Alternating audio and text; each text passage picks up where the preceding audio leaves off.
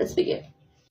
Ladies and gentlemen, welcome to part 3, final part. So part 3 is actually the timeline in between part 1 and 2. But like I said yesterday, I had to crank that one out first. But now we get to finish it. We get to polish this off and we get to put it away on the shelf so it looks pretty and people can just stare at it, because that's the point.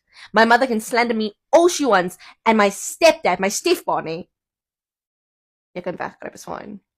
Maar nou weet almal. Dis die punt. Part 2. My little sister and I are now under the care of our stepbrother, and I can honestly say that man did his best and was not prepped to house and raise 2 teenage girls, especially ones from a broken home that he is very familiar with. I wasn't legally placed under foster care at the time because I was 18 early in the year, but I still ran with all the meetings because my sister was still underage. We were assigned a social worker, lawyer, and we placed a restraining order against our stepdad after we went back to the house to fetch a few things like clothes, books, and items that we needed. The books is because we were writing exams. We were just about to start writing exams. I remember this because that was my first thing, because I asked my stepbrother, hey, yo, we gotta go back to the house. I'm writing next week. I was a matric as well. Ne? Cool. He then called our stepbrother, claiming that he will report us because we robbed him. After that, we were seeing the social worker when necessary, and we tried living our lives. And we also saw the lawyer. We had dinner with the lawyers. Yo, that one on the other hand. My mother has this tendency, as you guys saw, of sending messages, degrading and berating and just being a plain bully when she's either sober or high. And she does this like in the early hours of the mornings, and I used to be bombarded with ding ding ding ding ding ding ding ding on my WhatsApp, and I'm like, what? 3 o'clock in the morning? Imagine, because that woman can't sleep, and she just wants to bully you. My matric year was a very difficult and emotional year for me internally, because only a few people really knew what was happening, including a few key staff members at school, including my registered teacher, social worker / school counselor, and the principal. But the way the principal approached me was in the most skin-crawling manner ever. Our stepdad was aware he was not to come near us, but then he called the school / principal, and still to this day, I do not know what that man said to the principal. But the principal approached me saying something along the lines of everything will be okay, and my dad let him know what was happening at home. We weren't in that house anymore. And he let him know about the whole situation. And I looked at this man there. I remember it was there in front of the podium. It was winter as well. Meneer stopped me, and I'm like, yeah, sir? And things, I don't get stopped. I do my work, I stay out of trouble. I don't give no one no trouble. The teachers used to love me because I kissed ass. Because if you didn't kiss ass in that school, your ass would be on the line, especially if you look different. That's also a whole story. Anyway, he stops me, and I'm like, yes, sir? And I thought I was going to talk about my history mark, because he did give history, and I was brilliant at history, by the way, guys. And then he's like talking about my dad. I'm like, yeah, this isn't geschiedenis. And he's mentioning this, and I'm like, yeah, okay, cool. The backhanded tactics that man has used to just communicate with us. Yo, it's just to mess with your head. He also, when we moved from one care to another care, from our stepbrother to a foster family, I worked for that foster family as a waitress, getting extra monies, and I loved it. I did. It was actually one of my first proper jobs, and my stepdad showed up at the restaurant. He wasn't supposed to. Just so that was also very traumatic for me. I wasn't off that day, so I hid in the bathroom. I had nightmares of my mom and stepdad showing up out of nowhere. Especially when I was in school, I had these dreams that they showed up there at the bottom there by the B field, by the if you guys know, you know. Okay, anyway. For a few months, everything was okay, and I tried talking to my mother again to see if she found sense. So this is like 2020 now. And it was also COVID, and it was starting to strain me financially, mentally. And where do you turn to if you have no one? Your mom. Because I was actually absolutely alone. I was absolutely alone. And I had a new work and everything, and I didn't like it. But that all went haywire because I explained to her I don't want anything to do with her husband, and that woman, Ugh. And that man still wormed his way back in, and I accepted it because it's my mother's husband, and I wanted to see my mother. Yo, I paid a lot for that woman.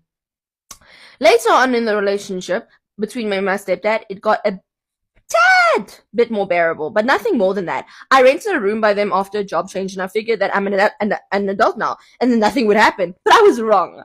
I was back in a house full of bullies. The only difference is I was paying rent. Man. I endured a lot of mental abuse there. They would, but it wasn't outside. It was like very backhanded things. Hi guys. At the time, I had a boyfriend, and that's why it was backhanded. I had to be low key because I had a boyfriend living with me at that time. I had a boyfriend who moved in with me. I also felt a bit more safer because he was a big dude, and my stepdad wouldn't dare lay a hand on me. But the thing is, my boyfriend worked night shift, and as soon as he left, the bullying started up again. I begged him to go back to day shift, telling him I was being bullied when he was at work, and he did. Bless him. I'm not with him anymore. Our parents soon moved out and let us rent the house while they worked and lived outside of town. This is all Tabazimbi. We had a private agreement on how to handle the monthly expenses of the houses, which got messy later on. Before they left, on the day of moving out, my stepdad was trying to pick a fight with my boyfriend over something I don't even remember about. All I remember was praying that his ass got knocked out. But it didn't. But after that, their relationship was so strained. I then moved to Rustenburg, starting a new relationship with an old schoolmate, and thought now I could finally get away from my stepdad and be human for once. But during the new relationship, I experienced hardships and mental abuse that reminded me a lot of my stepdad. I was handled by someone who didn't see me as an equal, who was jealous of my achievements, openness in personality, and full self-confidence, and he tried snuffing out my life. During that time in our relationship, my mother still tormented me with a bunch of messages, either on Facebook Messenger or WhatsApp, disowning me or degrading me, berating me, or just bullying me once again, because I had a falling out with my sister back then. We're fine now. And then even when I would express my dislike for her husband, this is between 2022 and 2024. 2025, I moved in with my other stepbrother and had a semi-functioning relationship with both parents, but I still kept my distance and I didn't get too cozy with them because I didn't trust either parent. Throughout the year, I was gifted a few guilt gifts. With the most recent one being accompanied with a self-aware statement from my stepdad saying, I just feel like got everything growing up and you didn't. Which hit me. This man knew exactly what he was doing and openly admitted it. He thought a gift could solve everything. He thinks any gift solves anything. He used to do the same growing up. A beating, then flowers for mom, or new toys for us. And now I hate presents with a passion.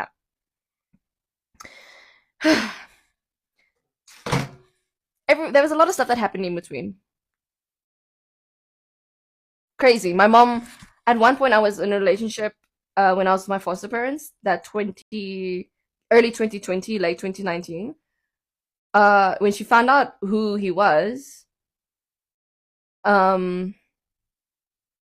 she bombarded the guy. And then he's like, hey, yo, is this your mom? I'm like, yeah. It's like, why? And he's like, oh, yeah, she's messaging me saying thank you for Nana. Because we went with him. And I didn't think I told him everything. Who was it now? Let's give him K. It was K at the time. And now we're here. In between, we did try building up a relationship, but every time my mother would either like call and be like, he's doing this again, and like, okay, what are you gonna do? Because she had more than once to go back to Thailand. She would come back because she's just not conditioned. I have been trying to understand her. I am the only one who understands her. I have this thing. I am your backbone and you treat me the worst. I know I shouldn't care about my mother, but it messes with your head where I come out of you. I am your blood and I am your flesh, and this is how you choose to treat me. Over someone who has laid hands on you over and over and over again and who has hurt children over and over again. And I'm the bad guy. Guys, I did my due. I'm tired now. I'm gonna really try and be normal because I felt this guilt of not being able to talk about everything in detail, but it's out now. Thank you.